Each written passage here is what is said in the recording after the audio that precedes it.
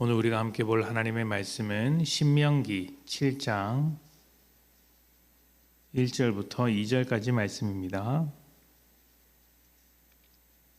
신명기 7장 1절부터 2절 제가 봉독합니다. 1절입니다. 내 하나님 여호와께서 너를 인도하사 내가 가서 차지할 땅으로 들이시고 내 앞에서 여러 민족 헷 족속과 기르기스 족속과 아모리 족속과 가나안 족속과 브리스 족속과 히위 족속과 여부스 족속 곧 너보다 많고 힘이 센 7 족속을 쫓아내실 때에 내 하나님 여호와께서 그들을 내게 넘겨 내게 치게 하시리니 그때에 너는 그들을 진멸할 것이라. 그들과 어떤 언약도 하지 말 것이요 그들을 불쌍히 여기지도 말 것이며. 아멘. 이스라엘이 애굽에서 탈출한 이후 가나안에 들어가기까지의 모든 발걸음을 인도하신 분이 하나님입니다. 낮에는 구름 기둥으로 밤에는 불 기둥으로 인도하셨고 목마를 때 물을 주시며 배고플 때 만나와 메추라기를 보내주십니다. 그리고 다른 나라 적군들이 공격할 때 그들과 싸워 승리를 주시기도 하셨고 이제는 가나안 땅에 들어가서도 내가 이렇게 너희에게 승리를 줄 것이다. 모든 족속을 너희 앞에서 쫓아낼 것이라고 말씀하고 계십니다. 이 모든 과정을 누가 주도하고 있는지 보면 하나님께서 주도하고 계신 것이 확실합니다. 하나님이 홍해를 가르셨고 하나님이 길을 내시며 하나님께서 전쟁을 하십니다. 모든 것이 하나님의 계획 아래서 하나님이 주도하시는 것입니다. 그런데 하나님께서 주도하시는 그 일이 어떻게 이루어지느냐 하는 것은 우리가 생각해 볼 문제입니다. 하나님께서 하시는 일이라고 하면 우리는 가만히 손 놓고 아무것도 하지 않아도 되는 것처럼 생각할 수도 있습니다. 특히 하나님의 때를 기다린다고 하면서 그냥 가만히 앉아 있는 경우도 없지 않아 있지 않습니까? 그러나 이런 모습은 하나님의 일하심을 심각하게 오해하는 측면이 있습니다. 하나님의 일하심은 언제나 사람을 통해 이루어집니다.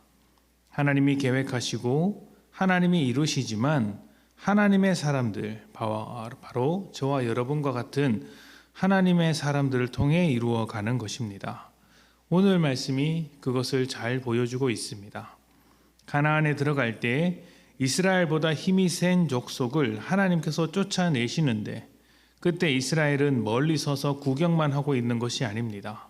하나님께서 그들보다 더 센 종족을 이스라엘 손에 직접 맡기시고 이스라엘이 승리를 하도록 하십니다. 다시 말하면 하나님께서 싸워 이기시고 하나님께서 승리를 주시되 이스라엘이 그 승리를 가져와야 한다는 것입니다.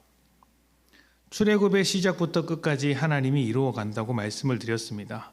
그런데 광야를 걷고 전쟁을 하고 땅을 점령해야 하는 것은 이스라엘입니다. 모르는 사람이 보면 하나님이 하시는 것이 아니라 이스라엘이 하는 것으로 보일 수도 있을 정도입니다. 하나님의 입장에서 보면 이스라엘 없이 하나님께서 직접 하시는 편이 훨씬 쉽고 좋을 것입니다. 그런데 굳이 이스라엘을 불러 그 일을 하게 하시는 이유가 무엇일까요?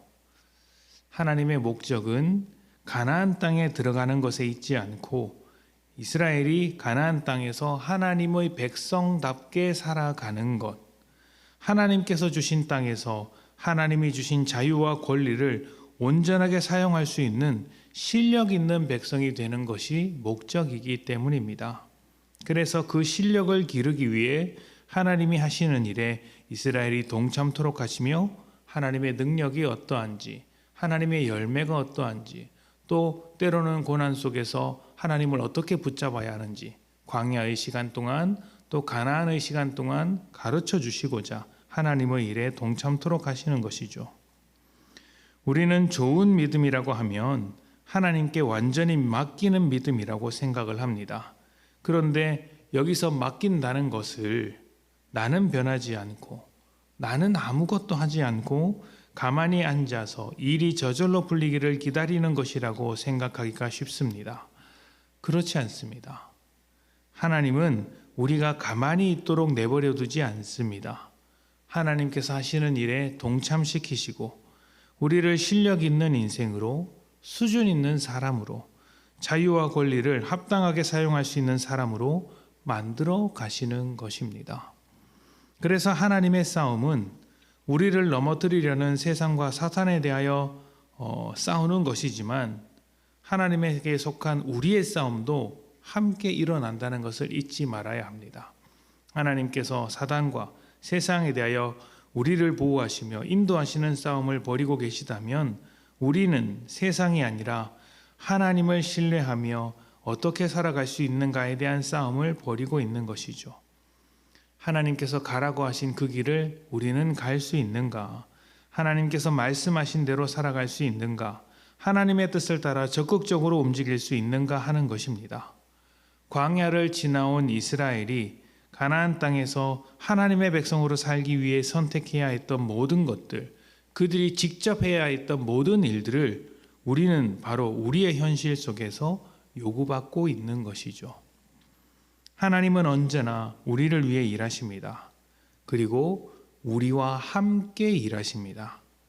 우리가 하나님을 더 깊이 경험하고 알 수 있도록, 그리고 하나님의 백성답게 살아갈 수 있도록 우리가 일하도록 하십니다.